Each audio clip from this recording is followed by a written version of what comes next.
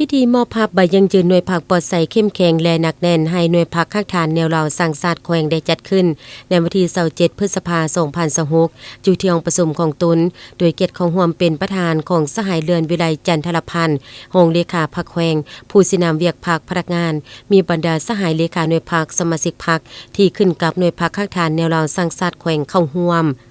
ในพิธีสหายนางเกตแก้วกรมมะแสงเลขาหน่วยพักข้างฐานแนวเหล่าสร้างศาสตร์แขวงได้ผ่านบทสรุปการก่อสร้างหน่วยพักปลอดใสเข้มแข็งหนักแน่นประจำปี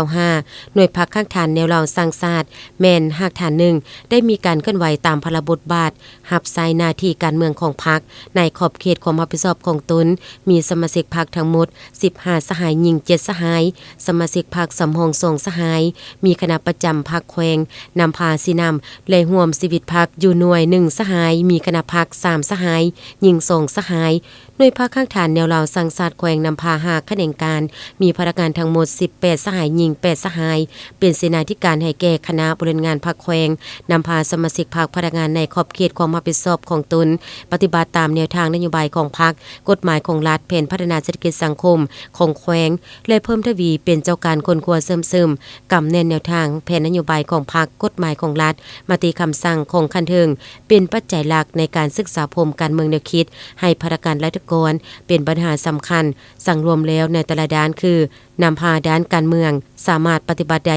9.55 คะแนนนำพาด้านแนวคิดสามารถปฏิบัติได้ 9.35 คะแนนนำพาด้านการจัดตั้งสามารถปฏิบัติได้ 9.00 คะแนนนำพาด้านแบบเพนวิธีนำพาสามารถปฏิบัติได้ 9.36 คะแนนและนำพาด้านการปฏิบัติหน้าที่การเมืองสามารถปฏิบัติได้